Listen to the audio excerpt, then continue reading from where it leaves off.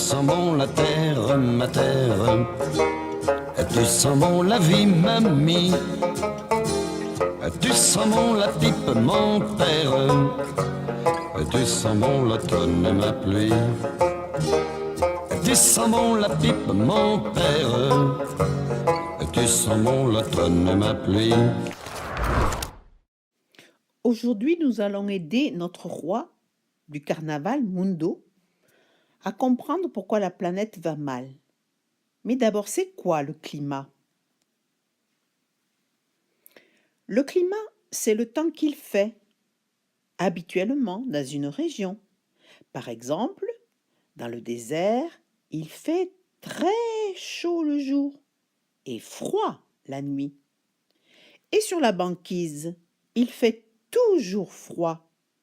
Sur la Terre, il existe plein de climats différents, selon l'endroit où l'on se trouve. Dans certaines régions du monde, le climat rend la vie difficile. Dans les déserts comme le Sahara, par exemple, il fait très chaud le jour et il ne pleut presque pas.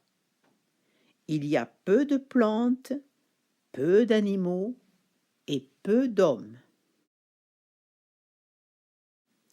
Aujourd'hui, à cause de la pollution de l'air, la Terre se réchauffe et les climats changent. Par exemple, au Groenland, la banquise fond et cela met en danger les ours blancs qui y vivent. Ailleurs, certaines îles risquent d'être englouties sous l'eau de mer, car son niveau monte. Essayons donc de comprendre pourquoi le climat change. Sur le changement climatique estime que la Terre se réchauffe en raison des activités humaines. Pour bien comprendre la responsabilité de l'homme dans ce phénomène, il faut d'abord s'intéresser à un mécanisme qui, lui, est parfaitement naturel, l'effet de serre. Voilà comment ça marche. Lorsque la Terre est éclairée par le Soleil, sa surface réémet vers l'espace une partie du rayonnement qu'elle a reçu.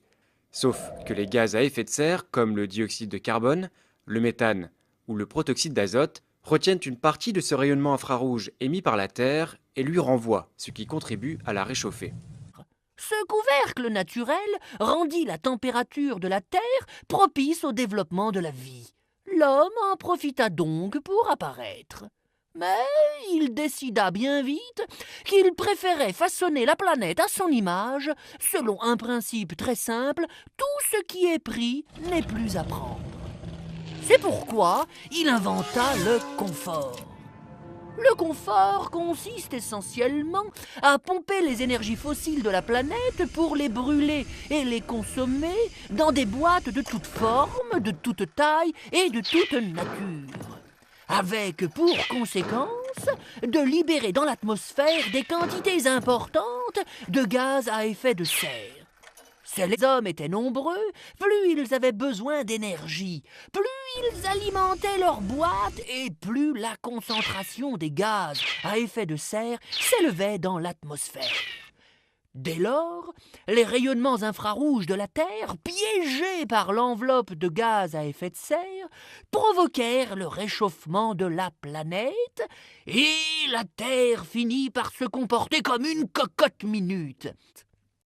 Encore plus grave, le changement climatique entraîne la fonte des glaciers et de la banquise, la montée des eaux des océans, les inondations, la sécheresse, etc., etc. Bref, toutes sortes de choses anormales qui mettent l'homme en danger et qui menacent au plus haut point son confort.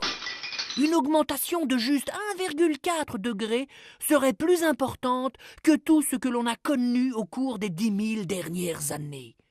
Les bouleversements ont commencé.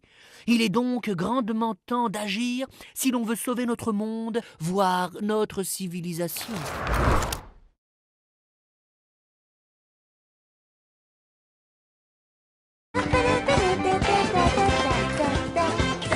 Mais je rêve! C'est pas possible!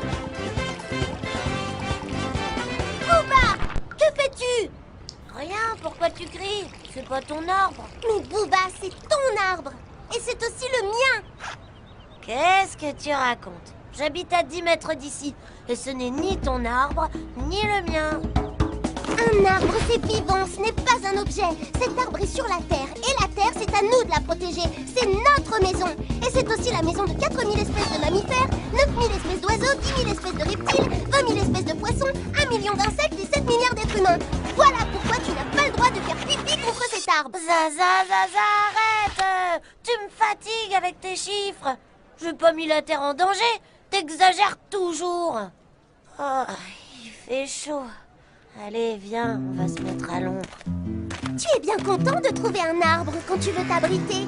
Alors pourquoi tu brûles les racines avec ton urine? Et si tout le monde agissait comme toi? Bon, d'accord, tu as raison. Mais... Tu ne crois pas que nous pourrions nous occuper de notre terre, puisqu'elle prend soin de nous? Nous sommes trop jeunes, c'est l'affaire des grands. Mais non, on peut faire beaucoup nous aussi. Demain, avec nos amis, on va s'occuper de notre maison, la terre. Ok, si tu veux. On va faire 3 groupes et on va vérifier l'eau, les lumières et les ordures. Les petits, vous serez le groupe des fourmis et vous regarderez par terre tout ce qui ne va pas. Les grands, vous serez le groupe des oiseaux et vous regarderez vers le haut. Mon groupe, celui des antilopes, va s'occuper de tout ce qui se trouve à notre hauteur. Ah, si j'étais une fourmi, je resterais collée sur ce chewing-gum. Super, sans toi, il serait resté là au moins 5 ans. Si j'étais une fourmi, tu serais déjà asphyxiée par cette peinture et son odeur. Et moi, si j'étais une fourmi, tu serais déjà noyée. Regarde, le robinet de la cour fuit. Il faut demander à notre maîtresse de le faire réparer. Il ne faut jamais laisser l'eau couler pour rien. C'est vrai, je n'ai jamais vérifié si je fermais bien les robinets à l'école. Mais Zaza, il y aura toujours de l'eau, avec les mers, les rivières, les... Mais non, les hommes déversent n'importe quoi dedans. L'eau, c'est joli, c'est léger, ça coule, ça bouge, ça change de couleur. Mais les hommes la maltraitent. Ils y jettent les eaux usées, des liquides toxiques provenant des usines, toutes sortes de choses. C'est très difficile de lutter contre cette pollution, car tout ce qui est au fond de l'eau, dilué dans l'eau, est souvent invisible. Oh, toute cette fumée! Tu crois qu'il y a un incendie derrière les murs ou quoi? Mais non, ce sont les fumées des voitures. C'est pour ça qu'il vaut mieux aller à l'école à pied. Et mon vélo? Je n'ai pas le droit de le prendre alors? Bien sûr que si. Tu ne mets pas d'essence dans ton vélo. La terre ne craint rien. Et un peu d'exercice, c'est bon pour la santé.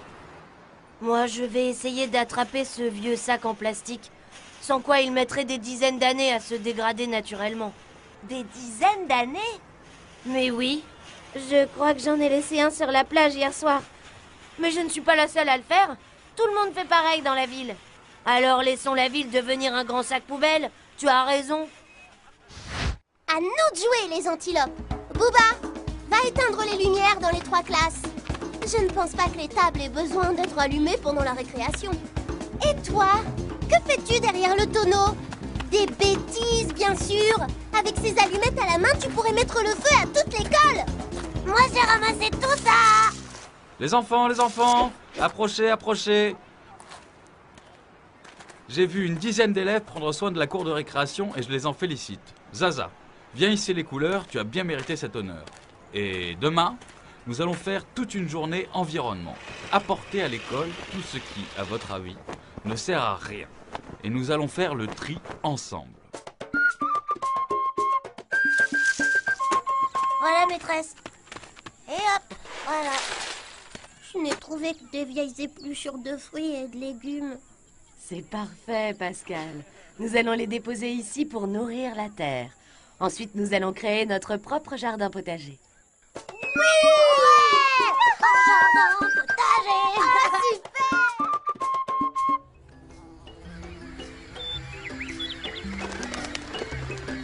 Alors, Booba, convaincu?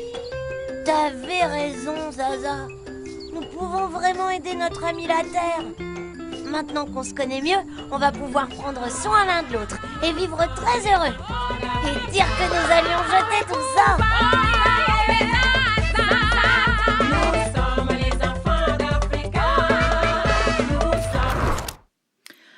Alors j'ai tout compris. À cause de la pollution créée par les hommes, les climats changent.